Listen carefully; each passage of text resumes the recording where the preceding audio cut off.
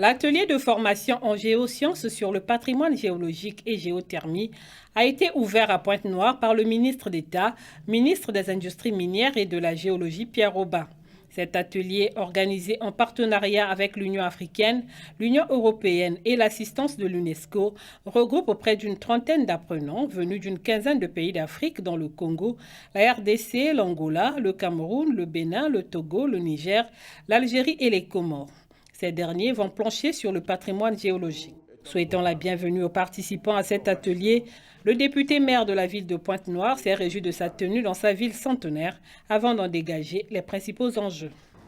PANAF-Géo est un programme de formation sans précédent qui est piloté par les services géologiques européens et africains. La session de formation Le Pointe-Noire, elle a pour enjeu majeur la gouvernance des ressources minérales, l'exploitation durable des ressources minérales non énergétiques, la prévention et la gestion des catastrophes naturelles, le développement du service minier local.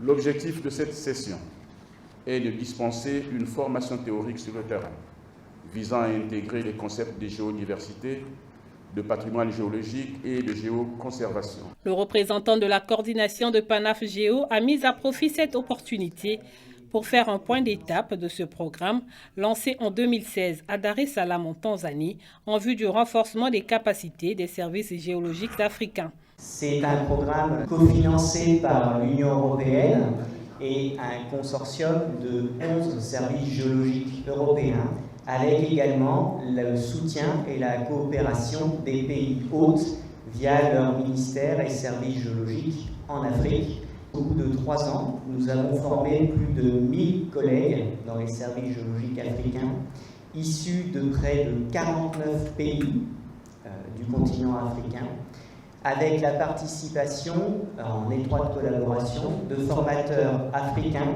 près de 150 collègues africains, ainsi qu'une cinquantaine de formateurs européens. Et c'est cette coopération qui est extrêmement forte et que nous portons dans une phase 2 avec le soutien de l'Union européenne. Faisant partie des formateurs, la déléguée de l'UNESCO a dévoilé l'importance de cette formation pour cet organe onusien. Il y a 75 ans, l'UNESCO a été créée pour amener la paix dans notre monde, dans nos continents, avec l'éducation, avec science, avec la culture. Aujourd'hui, nous avons le plus beau exemple. Nous avons au moins 14 délégations du continent africain, des différents pays, des jeunes, parce que c'est essentiellement les jeunes qu'on doit former. Je suis vraiment reconnaissante aujourd'hui que notre ministère d'État est là. Sans son appui, sans sa présence, ce beau projet de géoparc, nous avons tous les ingrédients ici à côté d'Osso, n'arrivera pas. Ouvrant les travaux, le ministre d'État, ministre des Industries minières et de la Géologie, a mis en lumière les attentes du Congo. La qualité des ressources humaines au moyen de la formation des cadres est l'un des credos majeurs de son Excellence M. Denis Sassou Nguesso, président de la République, chef de l'État qui n'a jamais cessé de multiplier les initiatives afin d'assurer d'abord le présent et ensuite la relève des générations futures.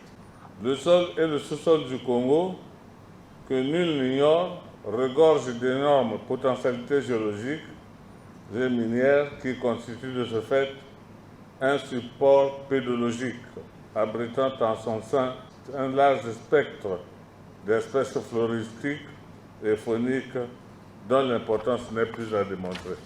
L'ambition du Congo, notre pays, est de devenir l'un des pôles d'excellence dans le domaine des mines et de la géologie en Afrique.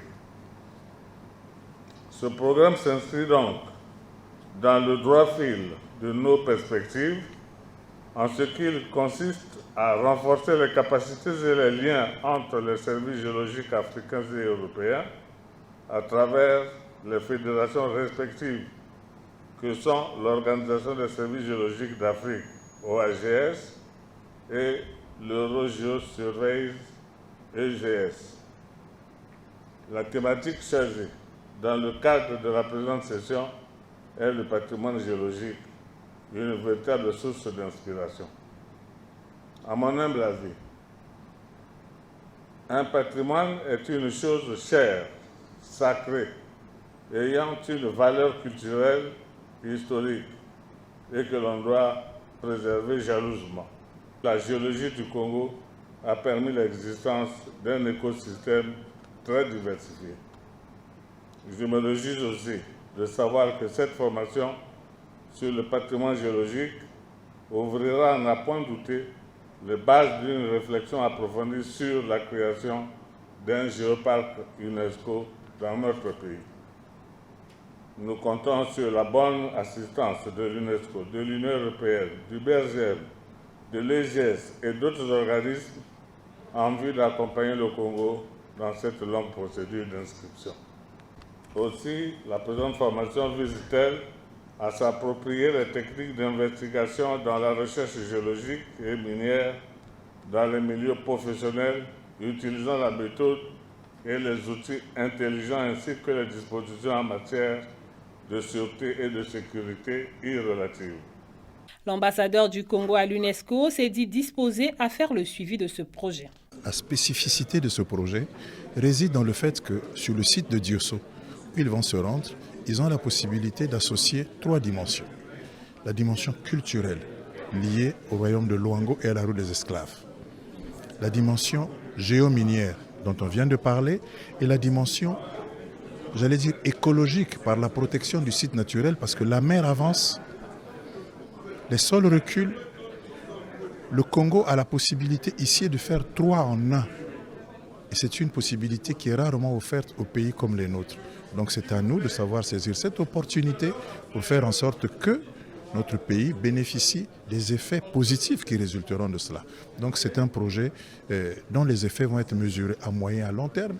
Et nous sommes heureux de repartir à Paris, continuer à accompagner ce dossier, faire en sorte que la direction générale en charge des sciences comprenne que le Congo est une destination qu'il faut favoriser pour tous les aspects pluridimensionnels qui entourent ce projet. À la faveur de l'ouverture de cet atelier, un accord de partenariat a été signé entre l'Institut de géologie de la Pologne, la Direction générale des mines et le Centre de recherche géologique et minière du Congo. L'accord qu'on vient de signer aujourd'hui a pour objet de pouvoir permettre des échanges entre les chercheurs, entre nos institutions et surtout de permettre à nos agents ici de pouvoir séjourner de temps en temps dans les laboratoires en Pologne qui sont des laboratoires suffisamment équipés, ce que nous n'avons pas encore, donc d'acquérir ces connaissances. Et de leur part aussi, ils viendront ici pour pouvoir travailler avec nous sur le terrain parce qu'ils sont aussi intéressés par les aspects géologiques de notre pays. Peut-être qu'ils pourront, lorsque un certain nombre de minerais pourraient être mis en évidence, ils seront intéressés à travers leurs organismes de prospection, donc éventuellement de solliciter auprès du gouvernement congolais des permis d'exploration et pourquoi pas arriver à l'exploitation. Cette formation, dont les cours se dérouleront tant en salle que sur le terrain, va durer 5 jours.